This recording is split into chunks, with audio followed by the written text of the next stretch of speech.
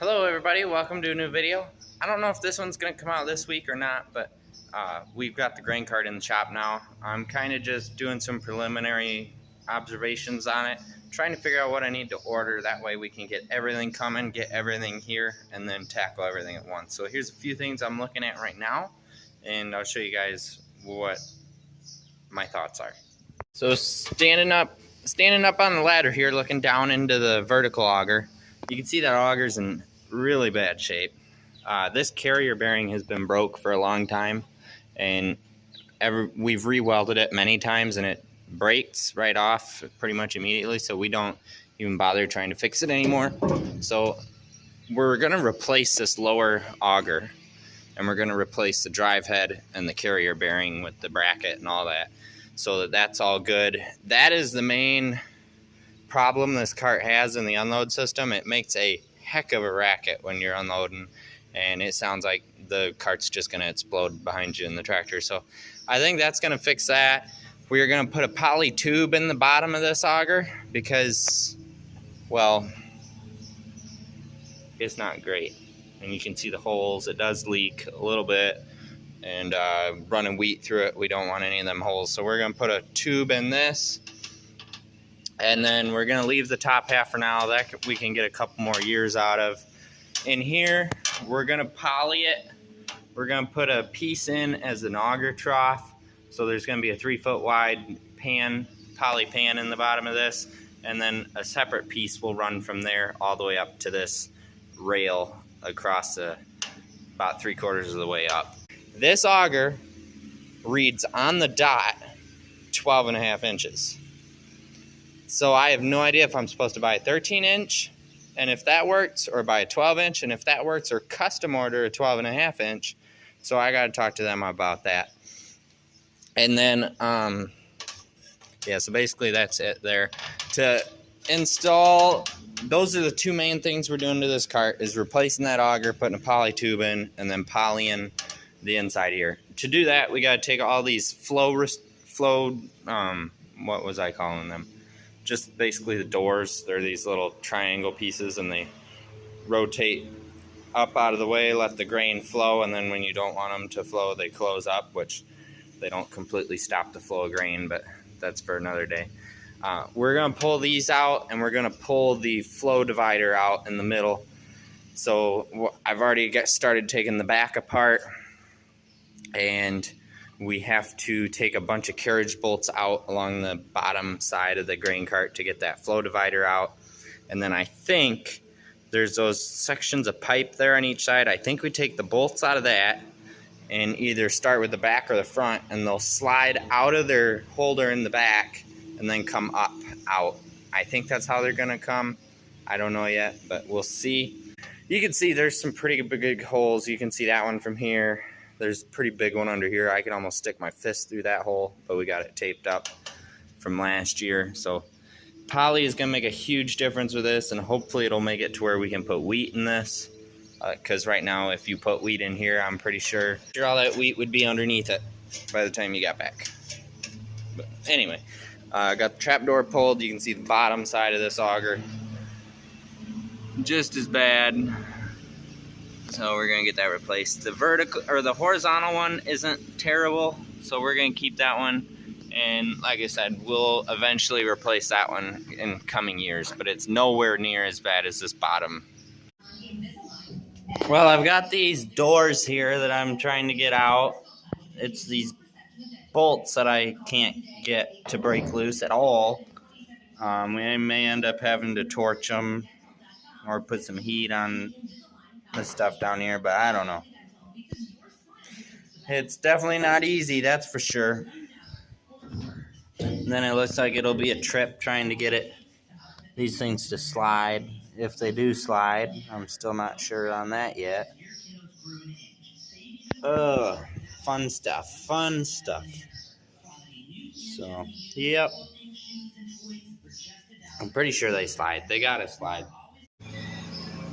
Good news, my hunch was correct. They do come out the way I thought they did. Bad part is I could not get those bolts out, so we ended up torching the shaft. So we're gonna figure out how to get them out on the ground where we have more resources. And maybe if worse comes to worse, we grind that all up, make it look pretty, and put it back in and weld it back together. I don't know. We'll burn that bridge when we get there. All right. This one was stuck a little bit, but it didn't take much persuasion to get it out. So you can see right into the grain tank now. Still got to take that center divider out. I got the shakes like crazy all of a sudden. I don't know what's going on, but those are all sitting up there. I can figure out how to get them down. I think I can come up with the skid loader. Dad's got to use 40-20, so we're going to unhook that and bring the skid loader up and just throw them on the pallet forks and then lower them down. And then I need Dad's help because there's one bolt on that flow divider that I can't get the nut off of.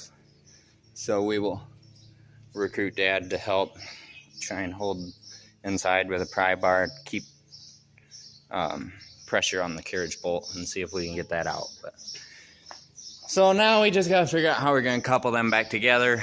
I mean, chances are it's going to be the only time those are going to be out of this grain cart, so we can get kind of semi-permanent with it, I think. But we'll see. We may see about cutting a pipe and sliding the pipe over those existing rods and then like plug welding it or something, or we'll try and get them out maybe, but even the bolts won't come out. Those things are pretty seized up in there. So anyway, challenge for another day. We'll get Dad flag down when he's done mowing the lawn and get that flow divider out. Here we go. We got the flow dividers off. Here's the auger exposed on the bottom, so we're basically tore down completely in here. We're gonna have some fun trying to figure out how to route the poly around this stuff, but for the most part, we're gonna run a trough piece that is basically from around in here above these bolt holes around to this side, above the same bolt holes on this side. That way we can use the bolts that hold these flow dividers down to hold the poly down as well.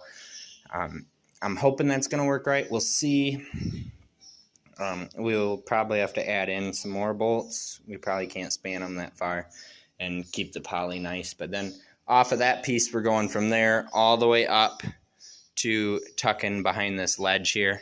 I have the poly ordered, and so that's coming. This auger, it's sharp, but it's not showing like catastrophic signs of wear, so we're going to keep this one going for a bit, as well as the upper vertical.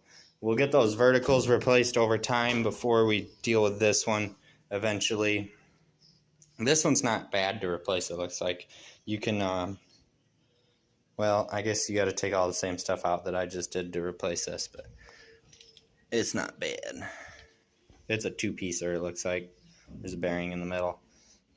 But this auger will most likely outlast the life of the cart that we have it anyway. So as far as vertical, I'm trying to get back up. As far as verticals go, I have a that lower half is going to get re-flighted. It's not going to get a new auger, but it's going to get new flighting from a place down in Ohio.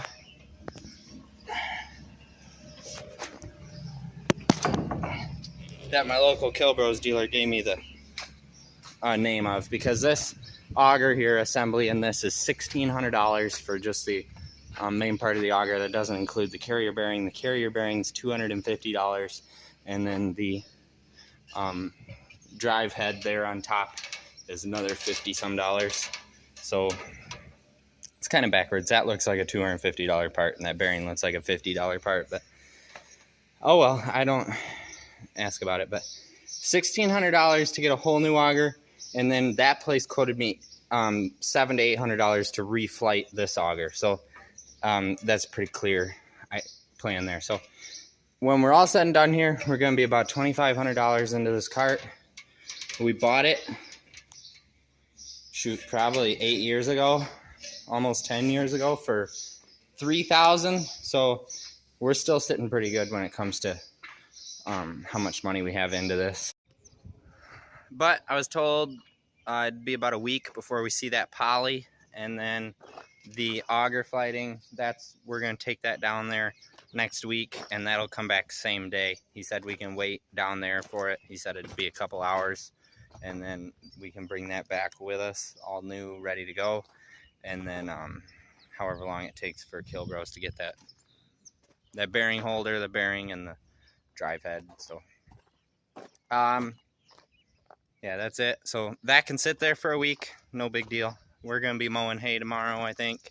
We got almost 2.5 inches of rain yesterday and day before, so there is a little bit of moisture out there. We're gonna hopefully not run into issues mowing hay, but you never know. But I hope you guys enjoyed another little single day video, but packed with, it's gonna be longer, I guess. But hope you guys enjoyed. Thank you for watching. Like, comment, and subscribe, and I'll see you next time.